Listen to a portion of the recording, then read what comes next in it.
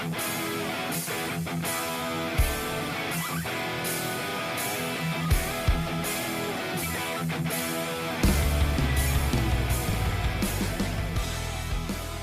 back into the Red Zone Podcast. My name is Colten Bartholomew, UW football beat reporter here for the Wisconsin State Journal.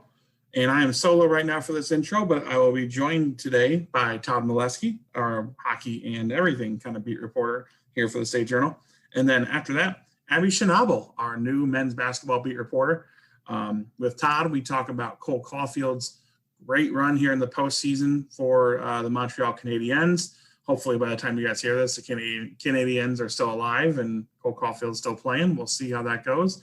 And then we also talk about NIL and kind of the first week and the things that we've seen from Wisconsin's policy and what could be happening moving forward with that.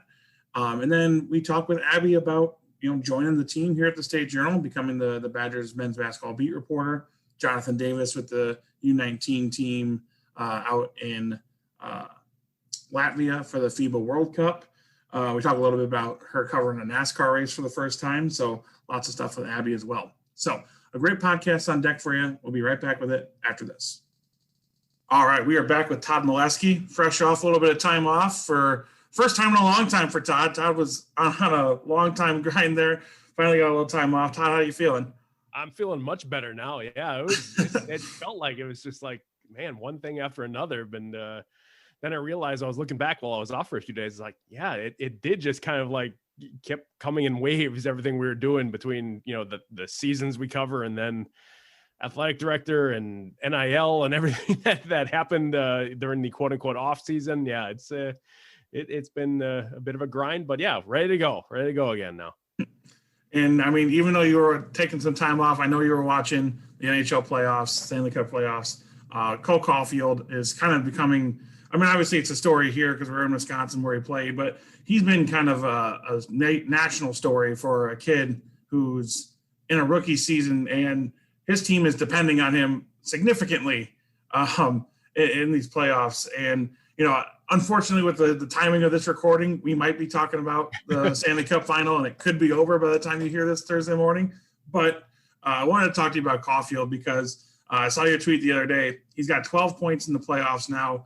And that's the most by anybody who's playing in the Stanley Cup playoffs after playing in the NCAA the same season. Just what do you see when you're watching him and how the Canadiens are using him?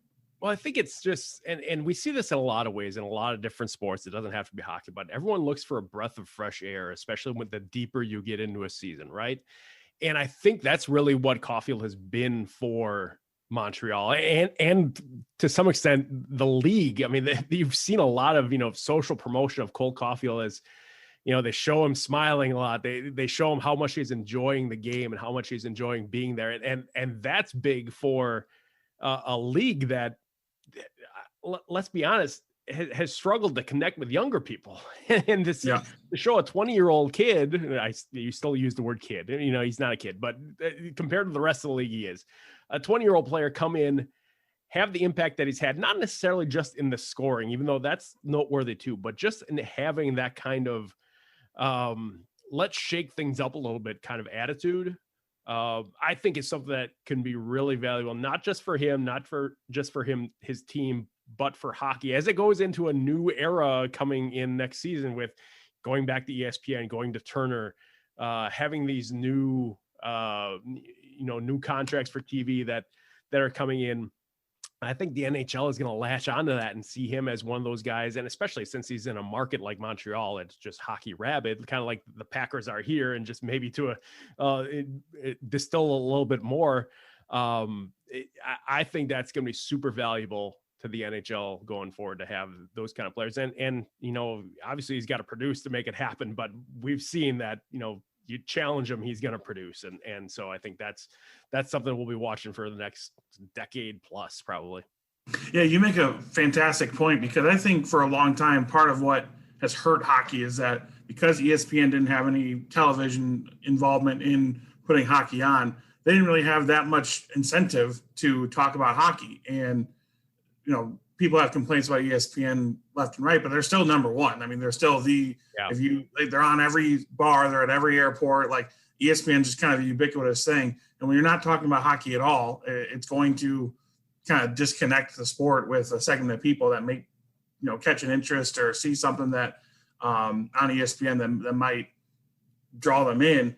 And I think him being an American player, it's one of those things where it's like for so long, it's been Crosby and it's been Ovechkin, who, are American stars in the sense that like they've been awesome here, but, they play for Canada, they play for Russia. Like having a young American star, kind of that next Patrick Kane almost, and a guy like Cole Caufield, who isn't just good, he scores. I think that helps a lot too. Like if he was an American, like awesome defenseman, it's a lot different than a guy that's scoring the goals or making plays. And that's something that I think you make a great point. Like he's going to be, I feel like, a building block to what we see in the NHL and how they promote themselves for a while. I think you make a great point there. And I was just thinking of, Ryan McDonough, former Badger, is a great player, but he's a defenseman and he's mostly a defensive defenseman. So you don't see him other than what he did in Game 4 on a tying goal the other night, making these kind of extraordinary offensive plays. Although we've seen it a few times, it's just not what you necessarily expect from him all the time. So you're right. It's harder to get behind him as this great player, face of American hockey kind of thing, when he's not, on every highlight film for, he blocks a bunch of shots. That doesn't get on ESPN, right? That's not exactly the thing that people are picking out highlights of, even though those are critical game moments when you kind of break things down into that really hockey specific kind of analysis of the game.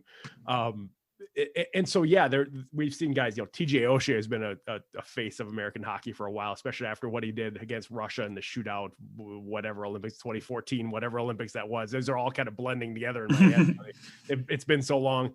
Joe Pavelski, another former Badger, he was a captain of Team USA before when the Americans were, I think that was for a World Cup or something like that. And so, it's I've seen Caufield mentioned as one of those future kind of guys. And I think that's something that he would embrace too.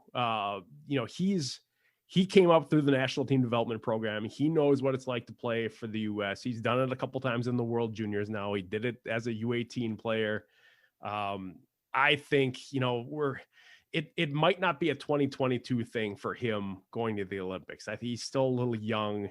Let's be honest here, we're not sure yet the NHL players are going to the Olympics in 2022. So that's another hurdle to cross. But I think, down the road, this is a guy you can see being one of those, 2 or 3 Olympics kind of players for the US.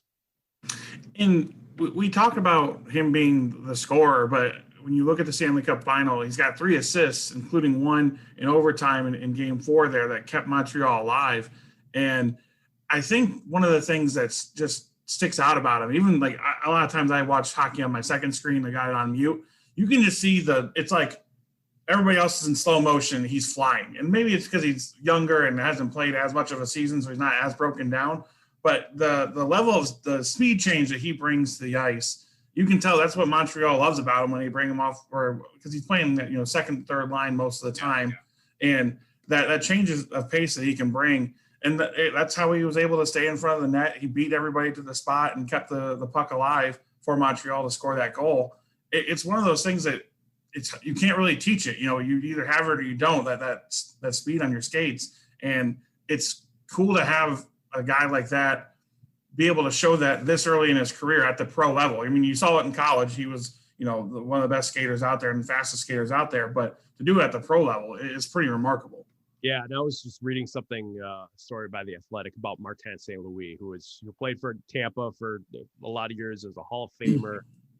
That same kind of body build where it's a smaller guy. And when St. Louis came into the league, it was even tougher for that kind of player to thrive in the league because there wasn't the crackdown on hooking and holding and those kind of things that came in, a decade and a half ago.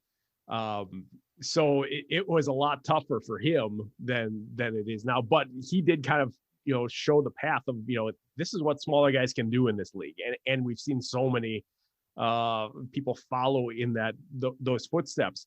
It is tougher. We have to say it is tougher for smaller players in the league because you're the target. You're going to get pushed around. And you have to face that. And I've seen that a few times this playoffs where, other teams are going to put a body on Caufield just because they think they can get him off his game doing that. Sometimes it works. Sometimes it gets him even more into the game, it seems like. And he's able to give it back to some degree. And I think as he, keeps growing, keeps, in a weight training sense, growing, it'll get easier for him, or he'll be able to adjust to it a little bit better. And I think that's one of the things that we saw this last year here at Wisconsin, whereas between his freshman year, which was good. I mean, he had a really good freshman year, and his sophomore year, he took it that much more seriously, how much that he needed to be stronger in those kind of one-on-one battles. And, we see what he does when he's got room. You're not always going to have that kind of room. That's the thing that makes the difference between a good player and a great player. You can, anyone who's one-on-one with a goalie can make moves. And, I say anyone, I can't, 90 any professional hockey player. Yeah. Anyone that's playing at that level can. But when you're, 1-on-2 or 2-on-2 or just in a 5-on-5 zone kind of battle, the really special players have to be able to adjust to all those kind of things, and that's what we're going to have to see from him in the coming seasons. But you mentioned his season, may not be as long as some of the others. I counted the other day. This is today as we're recording. It's game 5 tonight. We're recording on Wednesday. This is day number 237 of the season for him because and going back to November 13th when the Badgers started, and the NHL didn't start until January. So there's that head start that he had, plus all the stuff that he did basically since 12 months ago when everything was winding back up here at Wisconsin. There wasn't games or there wasn't a season to be preparing for yet, but they were here and they were working out. And so it's basically been a 12-month run, largely unbroken. He during the Wisconsin's winter break, he was at the World Juniors playing. He had a break where he had to, after Wisconsin season, he had to do the quarantine 7 days in Montreal before he started playing in the AHL. But it's been this, kind of constant season. And yeah, it's been a long time for him. Playing probably longer than almost anyone else in North America looking at it now, because the Badgers were one of the first teams playing in North America, and now Montreal is one of the 2 last teams playing in the NHL. That's a good point. I didn't quite consider it like that, but yeah, you're right. I mean, that's pretty wild. I forgot about the international part of it too, where he didn't really have a true off season after his freshman year here at Wisconsin. Todd, you talked to him quite a bit when he was here. Obviously, one of the best players on the team. He's going to be talking to the media often. But just, are you surprised, or does it surprise you at all to see him playing with the confidence that he has at the pro level? I mean, it doesn't seem like he hesitates at all being out there on the ice, despite the fact that he's 20, like you said, and just was playing college a couple months ago. Yeah, I was thinking about the other day whether I've ever seen him lack for confidence, and nothing came to mind. He's a guy that I've said this before, and maybe even on our podcast before. If you challenge him, say he's not going to do something, he's going to go at it until he does. And those are the kind of things that fuel him.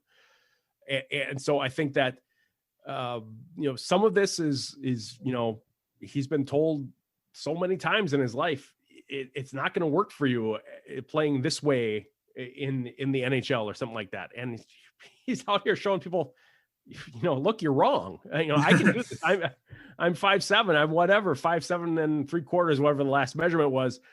And I can do this. I can, defensemen that are 6'3", 6'4", I can be on the same ice as them and play around them and use what I have against them. So, I think there's that confidence that, even though, this series hasn't gone Montreal's way, I was looking at that in the first couple of games, he was not very effective. Tampa is that good of a team. Let's put it that way. I mean, they are, if they end up winning this, they're going to be very deserved Stanley Cup champions for a second year in a row.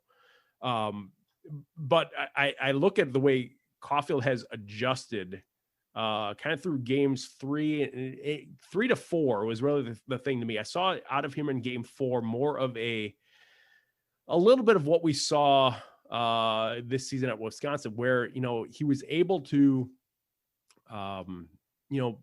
not necessarily always, he doesn't have the time with the puck that he did at Wisconsin, just because he's never going to have that again, I think, in the NHL until maybe he gets a little bit older. And that's even just still a maybe, but I think he's starting to, figure things out a little bit more about playing teams like Tampa that have defensemen and have a 5-player unit that plays defense so well. And I don't know if he saw that in the NHL level yet until this series. So you do kind of judge people on how they adjust. And I think we're starting to see that. So I'll be curious to see how it all goes. And if the series goes longer than game 5, whether that game 6, back in Montreal might be even more of a coming out party for him a little bit in terms of the final. Yeah. All right. So hopefully everything we just said doesn't get raised moot by the Tampa winning on Wednesday night here. But one last thing that I want to mention on Caufield, and we'll kind of transition with this. He was a guy that came in with a lot of hype because in-state kid was playing in these national tournaments, and everybody kind of knew his talent. And with the forces and the excitement around Badger hockey in most seasons, he would have been a guy that would have been a good candidate for some of these NIL opportunities that we're seeing right now. And we're a week into NIL being in effect, and college sports have not ended. The world hasn't come to a stop. And I think people have had some outsized expectations on what things were going to be and the issues they'd cause. And obviously it's only a week, so maybe things can change. But what would you say would be like, what do you think is going to be some of the bigger hockey implications in NIL? Because when you consider hockey as a whole, I don't think there's as many schools that have, community support and just like excitement that Badger hockey does versus some of the other schools. So what do you think, maybe specific to Wisconsin, some of these Badger hockey players might be able to, see for themselves? Yeah, I take a step back from that first and thinking of, Sure. Okay, whatever, in my mind, the prototype here for what college hockey could be in an NIL sphere is whatever is going to happen at North Dakota, because in Grand Forks, North Dakota hockey, that team is their pro team, right? So that whatever happens there and whatever kind of deals, local deals, those kind of players get, I think, are going to set a little bit of a tone, and that might not end up happening, but that's just what I've had in my head, is like whatever works there might trickle down and work other places. So we've seen, places like Barstool bringing on these athletes, and I don't really know what that means yet. I mean, what are they doing? What are they getting compensated for? I don't know that yet. But, we've been seeing kind of these associations being made, and I think that's still being felt out, what this all ends up being, because you can do it now, but what do you have to do in return? What's your obligation as the player who's signed with this company? A lot of times it's going to be, I mean, we all think of the old school, is this guy doing a commercial for this, car dealership or whatever, things that are just antiquated ideas now. But that kind of idea, is it going to be a signing show, an autograph show? Is it going to be people on Cameo doing, shout outs for, however much they get, for a minute long thing? Those are the kind of things I can see actually being, maybe a little bit more available to even some of the quote unquote, non-revenue sports, athletes. Hockey is a revenue sport, here and in some other places, but, that angle of it is going to be a lot more difficult for a lot of the athletes to figure out at the level of, hockey and wrestling, and because you're dealing with niche sports, right, that have niche audiences, and in some places that works, and in some places those audiences actually have a pretty good following. But I'm in my head, I'm still trying to figure out how that looks in terms of a realistic, real world situation, and I haven't seen it yet. So I feel like maybe there are a lot of people in businesses and things like that are still trying to figure it out for themselves too. But it's open, it's out there, it's going to happen. I just don't know the framework of what it looks like, I guess. Yeah, and I think feeling out process, like you said, is really where everybody's at. And I think one of the things that Wisconsin did well is getting their policy out. And I talked to multiple people in the athletic department last week about it. It's basically a living document. Like they are not expecting that this is not set in stone. This is, here are the rules as they are right now. We're gonna, let the student athletes and these companies engage in these things, and then figure out what new lines we need to draw or how we need to change the lines that we've already drawn. And I will give them credit for one thing, is that they're allowing student athletes to be recognized as Badger athletes. Like you are going to say, like, let's say Dana Redke from volleyball signs something. She can say Badger volleyball player Dana Redke does X, Y, or Z. Now they have to go through the school to get, if they were going to wear like a uniform or use the logos or other things like that. There's processes for that. But just allowing them to use the names and kind of identify themselves in that way is actually better than a lot of some states that have different laws, and some of these states that don't have laws are allowing. Like they're basically, I can't remember if it's Idaho or Wyoming, which obviously are a little bit different in the not as high profile schools, but they're not even going to be allowed to identify themselves as college athletes. They're going to have to do it just on their name alone. And that's a little bit tougher. I think you're kind of trying to cap what they can do there. Right. So I will and then you have to have a name that really means something in that sphere, right? Yeah. Right.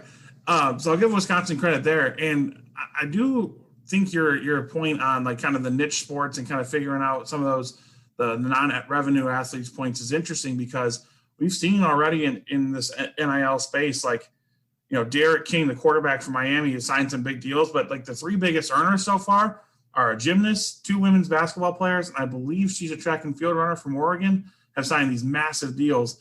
I think the Cavanier sisters, the women's basketball players out in California, are massive TikTok stars with like 1 million followers, and the gymnast has a crazy amount of following on Instagram and stuff. So it's definitely going to, I think, kind of even the playing field from a sense of what the future or what kind of benefits these people can get. Because let's say you're a college gymnast, there's only 5 or 6 spots on the American Olympic team that you can go to for like your future in gymnastics. In a very limited time to do it, as it. Yeah, exactly. And basically at 1 or 2 cycles if you're lucky, or if you're like the greatest of all time, like Simone Biles 3. But you're talking, there's not a lot of professional opportunities for you there. So being able to monetize when you're in college and have that more recognizability,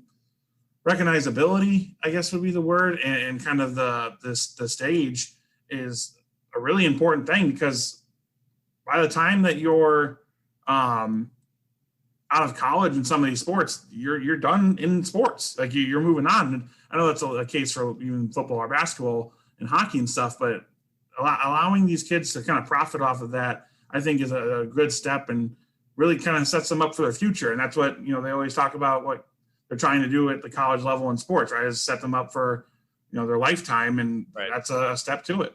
And it's really, it's just allowing them to use what other people that aren't student athletes can use. I mean, right? Because we're talking about people that the instances you mentioned, these are people that already had these massive social followings, right? And other people that aren't NCAA athletes that have these massive social followings can do advertising on those platforms and can benefit themselves out of it. And isn't really that kind of the purpose of a lot of it. But that was restricted for, until last week, basically, by, the NCAA rules around it. And I get why the NCAA was, worried about, introducing payments in those kind of, bubbles there, because where does it stop? And I think that's really their overriding concern is not making this the, cash being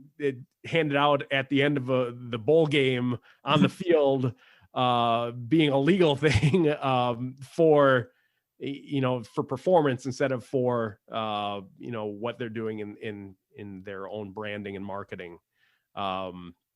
because I think that's still the overriding concern for the administrators on the NCAA side. And when you get down to the athletics, individual school side, is that they don't want this to just turn into a, hey, you had the best plays of the game, you're getting this $10,000 deal to shout out something. Even though that might be the way it works, that can't be the order that it happens, I guess. Exactly. Yeah, right. It can be that in effect, but it can't be that in writing. Right. Or to entice someone to come to school here. It can't be, you're getting this deal if you come to school here. It's got to go the other way. And I still, we were talking about the stuff that's unanswerable and we don't know yet how it's going to happen. Those are all the kind of things that we're going to see how they work and then how everyone responds to them in terms of how it works. But I getting back to Caufield for a second here, that this kind of ties in. I stumbled across this the other day on Twitter that he has a beer being named after him by a Stevens Point brewery, not the Stevens Point brewery, a smaller one, is making a beer and is collaborating with him and his agent and his in those kind of things. It's gonna be called Cole Caufield, kind of based off of the t-shirts that we've seen. And that's the other thing, he's got his name and likeness on t-shirts and the kind of stuff that could happen now for a college student, but this all happened after, so he was probably a year late on being able to capitalize on all these things for an NIL college athlete.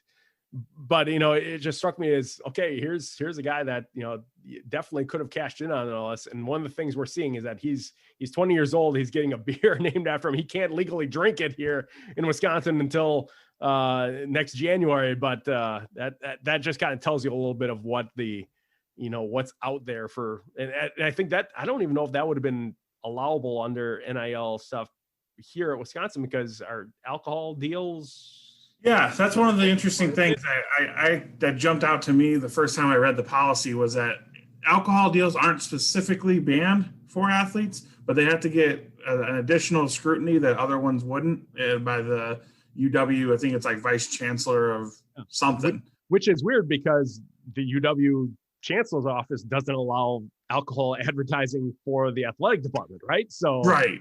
So that would be an interesting dynamic. I don't know who the first student to bring that up is going to be, but I'm going to guess they will not be successful in trying to sign the NIL deal. But yeah, I thought that was interesting that they weren't specifically banned, but I feel like there's a de facto ban that's going to be in effect. That we'll see what happens when it gets challenged. And you make a good point about the recruiting stuff. And no, I don't think anybody has stepped over the line yet, because everyone had like more legitimate deals and kind of knew the basic framework, even though it's not across the nation the same. But we'll see what happens the first time a booster gets to a high school kid and says, "Hey, go to Alabama or go to Clemson or whatever." But what's the line?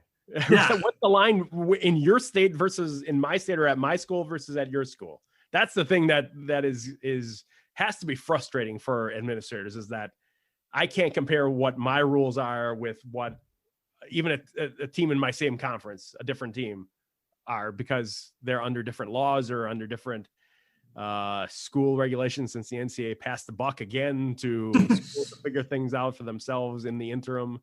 I have to imagine that they're kind of just like holding their breath on a lot of these things. The administrators are. Yeah. All right. You guys can go on madison.com and kind of check out our story from last week. You can read the whole policy. I kind of broke it down into what athletes are allowed to do, what they're not allowed to do, and then how UW kind of, it's really hands off. I think that's one of the interesting things, is that they're leaving it up to the students to get educated, figure out what they've got to do, and then just basically just got to run it by Wisconsin, make sure it's all right. That was their big concern. And the school the athletic department has signed this deal to, educate the athletes, right? I mean, they've got to deal with Open Doors, who's one of these prominent companies in the NIL game now. And I thought I saw a video of football players kind of getting tutored on a lot of these things. And it's that's going to be one of the big things now, is, how can you do this? What's available to me as an individual? I mean, because that's, individual A and individual B and individual C are all going to have different things available to them. And so then it's up to Who do I trust? Who do I work with? And we're all going to figure this out together, I guess.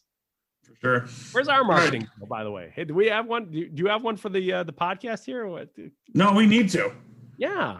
We've got one corporate wide, which, yeah, on them actually putting the ad in, but I tell them where to do it. All right, for everyone listening, then, Colten's, you find his email on the website. You can partner with Colten to get your. No, I can't. I will read whatever.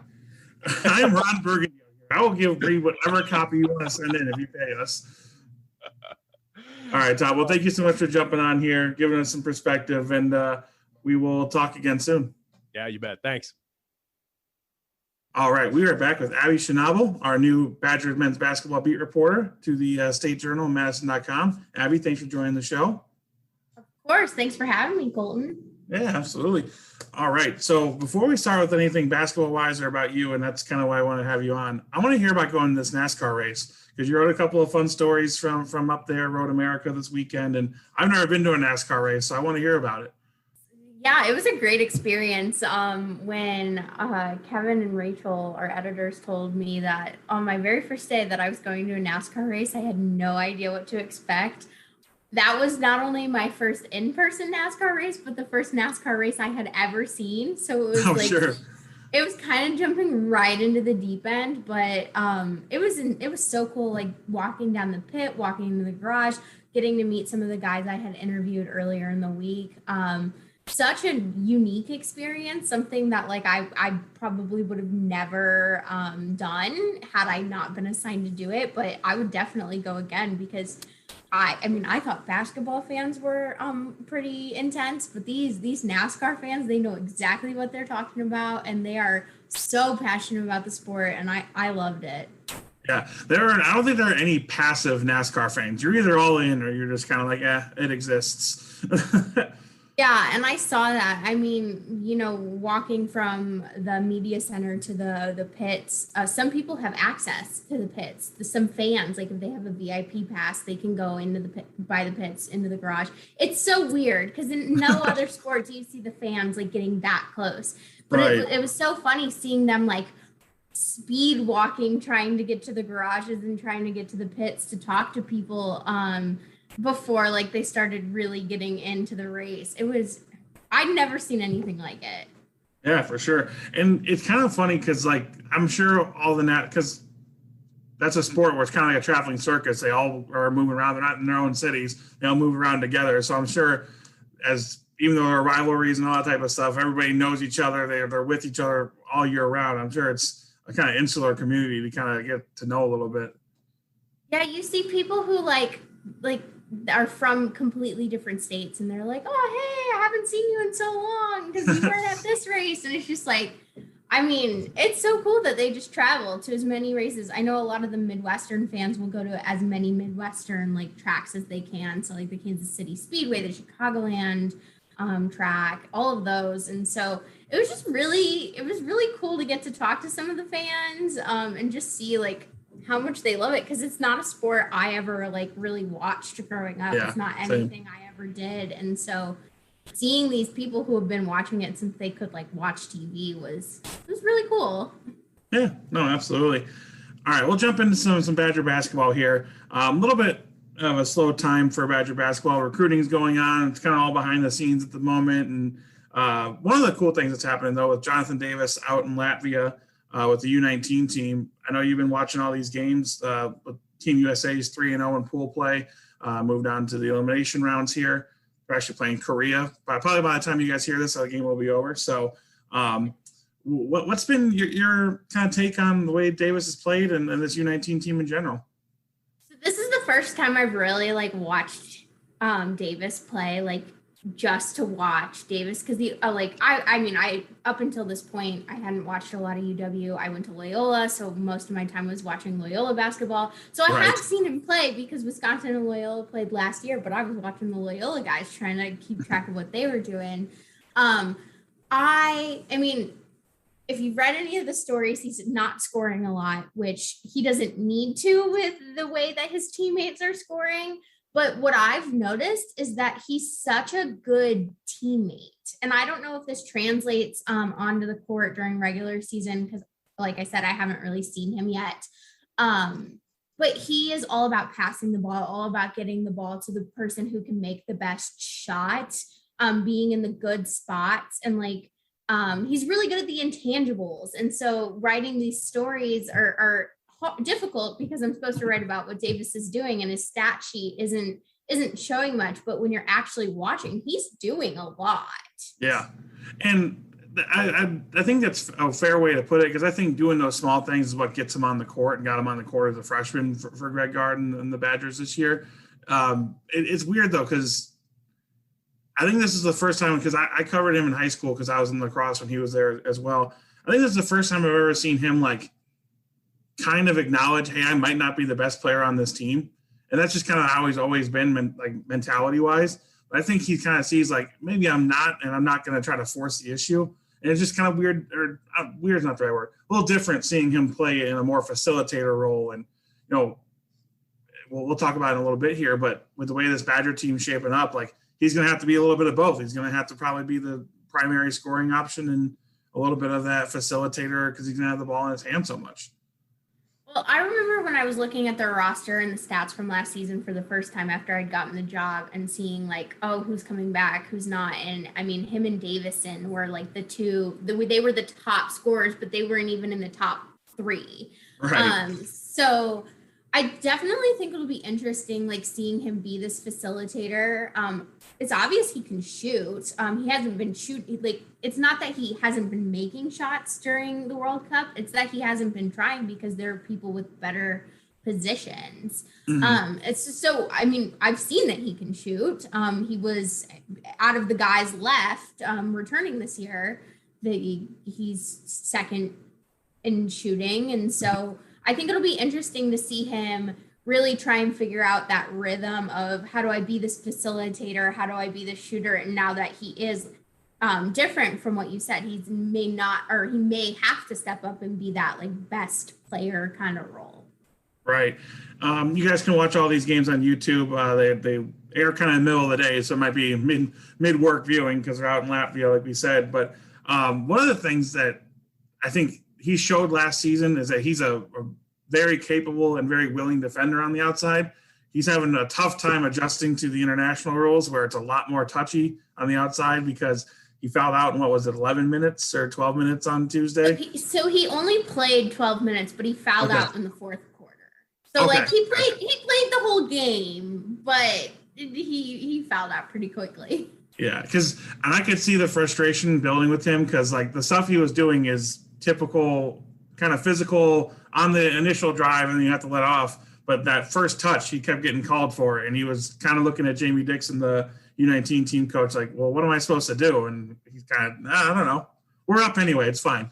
Yeah, it's fine. I mean, I think his last foul, I was looking at the live stats, and all of a sudden there was a 5 by his name, because the live stats are typically going to be ahead of the feed, especially with him being in Latvia. I was like, oh, he fouled out. Wait, when? And then I looked up at my TV, and here he is, and it's like a foul that I would probably not have gotten called if he was playing in the States. And so I think it's definitely an adjustment for him. And it makes me wonder, is he still going to play like an American when he gets back, or is he going to stop? Is he going to be less touchy? That's a good question. We'll have to see. You guys can check out Abby's coverage of this tournament on madison.com. And you guys can't see it right now, but I wanted to get into this with you, Abby. She's wearing a St. Louis Cardinals shirt. She is a proud St. Louis, Missouri native. We're going to talk about Abby here, get you guys to know her a little bit. Just what was growing up in St. Louis like? I mean, I think people have a perception of it as this baseball crazy city and all this stuff, but just what was growing up in St. Louis like? So what's funny is that I was actually like born in Tucson, Arizona, and then like lived in Tacoma, Washington, and we didn't move to St. Louis until I was like 6 or 7. But like still, the St. Louis sports were ingrained into me and my siblings at a very young age. We would be in Tucson watching Cardinals games, and we would be in Tacoma watching Blues games. Like, it was never like we were watching the teams that were the hometown teams, which is so funny. And then when we finally did come to St. Louis, my dad's in the military, but my parents are from St. Louis. And so we moved back. And it was my love of sports comes from the fact that my family is so sports oriented. We were going to games whenever we could. It was always on the TV. And I was in one of those households where I didn't get control of the TV. I have two brothers. And then my dad was always like, nah, the Cardinal game's on. We're watching the Cardinal game. And so it was kind of ingrained in me at a young age. And then we lived in St. Louis in 2006 when they won the World Series. And then in 2011, I remember that one a bit more because I was in middle school at that time. And I mean, for most of my life, the Cardinals have been good. And then I was actually like covering the Blues, like for an internship when they won the Stanley Cup. So like, oh, wow. Yeah, it was pretty cool. So I mean, even going to school in Chicago, I would still very proudly wear my St. Louis stuff. No one could get me to bend on that. I did occasionally cheer for the Bears because St. Louis doesn't have a football team. So I was going to ask you about if you hate the Rams now, or if we're maybe a little bit young or to be that into it, or. Yeah, I was pretty young. I remember when Kroenke moved the team. We weren't a big football family. Like I said, my love from sports kind of comes from whatever my dad had on the TV. Sure. And we didn't watch football that often, even when we did have the Rams. So like, it wasn't that much of a loss. My dad absolutely hates Stan Kroenke, like refuses to go to Walmart, hates Stan Kroenke. So, I mean, I don't hate him because, like, you know, he's doing what he's got to do. It just made my I've never really had an allegiance to a football team because of that. But no, the biggest one in my house is college basketball. March is a holiday. It's in my house. For as long as I could remember, as soon as like brackets were available, we were sitting there like filling out the brackets. And, you know, when I'm really, really young, I have no idea what I'm watching. I have no idea what I'm doing. So I used to pick them out by the color of the jersey when I was young. Let's put that on the record. It was when I was young. It's just about as good of a system as any. and what was funny is my 6-7-year-old self was picking out, okay, what team is purple, because that was my favorite color at the time. So it was really funny thinking about that. And then like now, however many years later, I'm like covering college basketball. But no, St. Louis sports are great. I love all sports. I will go to a Cubs game. I will go to a Brewers game. There's no like, I don't hate any of our rival teams. Never understood that. But like, as long as there's a sport on, I'm probably going to have it on. I hear you. People here in Wisconsin will give you less crap about St. Louis than they will about the Chicago stuff. That's just kind of how it goes. But you mentioned you went to Loyola and you were covering the basketball team for pretty much your whole tenure there. Just we just saw them have a big tournament run, knocking off Illinois. I was very upset about that since I was all in on Illinois winning the title last year. But just what was that kind of experience like covering Loyola, and obviously Porter Moser rising up in the coaching world like he did, now coaching in Oklahoma? Yeah, so my freshman year was the year they went to the Final Four. What a way to kind of like jump in and just like, I remember everyone saying to me, oh, why are you going to Loyola? It's not a sports school. You love sports. And I actually I was pre-med when I came into Loyola, and it was actually like a combination of hating chemistry and like loving that the basketball team was doing well and writing about them. That made me switch to journalism at the end of my freshman year. But I wrote for the paper for my very first week on campus. And I didn't cover basketball my freshman year, but when my editors were sent to the Final Four, I got to cover all the on-campus stuff, which I thought was super cool. I was like, wow, they're putting me in charge. And then from my sophomore year to my senior year, I was a beat writer. And the only year they didn't go to a post season anything was the pandemic year. So I got to go to the NIT. And then even last March, he can't even call it last year yet. When they went to the Sweet 16, I got to go to every single one of their games. So I was there when they beat Illinois. It's one of my favorite moments ever, even though I was so far away from the team in my mask and following all my COVID protocols, but like it was surreal to get to be there and see that, because I went to Loyola. I loved Loyola, wrote about it. I was very invested in it. Right. I didn't have them beating Illinois. Sure, no, it was one of the biggest upsets of the tournament.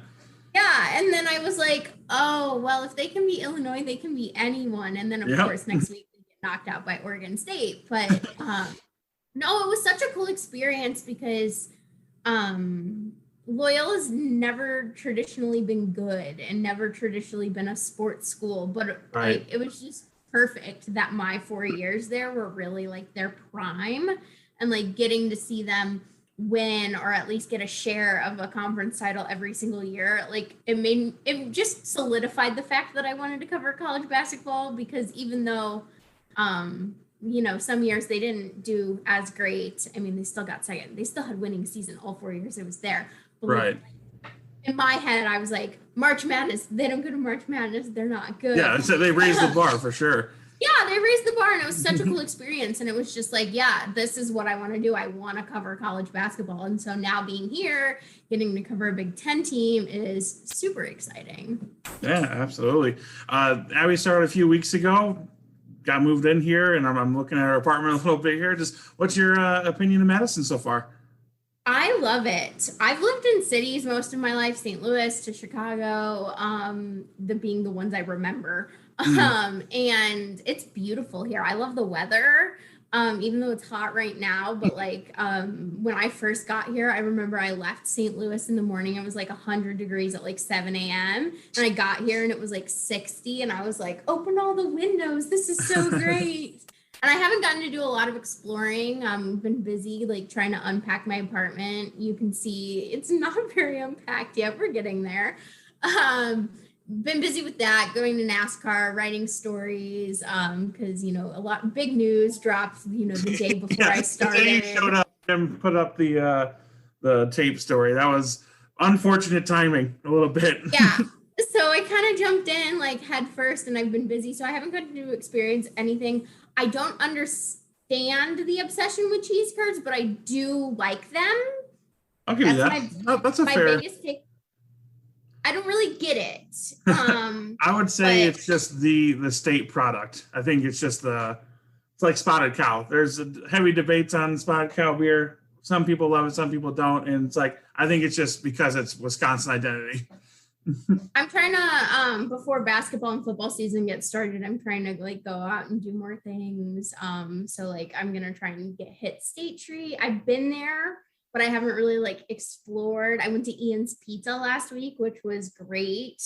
Sure. It's kind of weird because I'm fresh out of college. Like I graduated in May. So I'm trying not to like feel like too much of a college student, because it's a college town in the end. I was gonna say it's hard to do when this is very integrated between the two. So like I'm walking around and it's a bunch of other young 20-year-olds, and I'm like, okay, remember that you are not in college. You are not. You have a job. You are doing things, and so no, I love it. I mean, I can't wait to see what it's like when they get Camp Randall full and Cole Center full. I think it'll be awesome. I'm a huge, I love the fans are like my favorite part. And so getting to see that, I'm really excited, and it's beautiful here and I'm happy to be here. Yeah. Awesome. I know you experienced it too, but going to these empty stadiums and arenas was the weirdest thing not the weirdest thing like pandemic, but professionally just seeing, one of their away games for football last year was Michigan, and one of the biggest stadiums in college football completely empty. It was surreal. It was very, very strange. You kind of just mentioned it there, but just what's the thing you're most excited about or most interested to see from this Badger team once we get there? Well, I'm excited to see how they shape up this year. I mean, I think I said that in my interview when I was interviewing for the job. Like, they're a pretty young team, so I'm kind of interested to see, are they able to have a good, a solid season? Is it going to be another 500 season? Are they going to do better? And then, with all the drama that came out recently, how is that going to affect it? I mean, I think that the biggest thing I'm excited for is just to see, I don't know, Big Ten basketball is a different beast than MVC basketball. So I'm excited to get to go to all the different arenas and like see that. I'm so excited about traveling because, like I said, fresh out of college, I haven't traveled like that often. You know, Loyola didn't send me to all the games. I got to go to March Madness. That was about it. And so I think the thing I'm most excited about is traveling to all the different stadiums or arenas, I should say, and like just getting to experience not only like Wisconsin's fan base, but also like all these other teams. And yeah. No, I'm with you. It is almost like, that's why I always tell my wife, like, the season is the most fun part of the job. It's the most busy and the most stressful and always stuff to do, but it's also most fun because you get to do that stuff and see all that stuff. So I'm excited. And make sure you guys are on madison.com checking out Abby's work. She's got a story coming up sometime in the near future on the rash of Badgers basketball players heading to Valparaiso, and now the latest addition to that is being Kobe King. So lots of interesting stuff coming out of that. You guys can follow Abby on Twitter at Abby Schnable. I said it wrong. I knew I was going to do it. Abby Schnable. You can follow her on Twitter there, and on madison.com as well. So Abby, thanks for jumping on, and we're looking forward to having you on the team full time now. Thanks for having me. I'm excited to get really in the thick of it. All right, everybody, that's our show for this week. Make sure you're checking out all of our work on madison.com, and make sure you will follow our new beat reporter, Abby Schnable, at Abby Schnable on Twitter. Lots of good stuff coming your way from her, from Todd, from myself, Jim when he comes back from vacation, and all of the great people here at madison.com. So thank you guys very much for listening.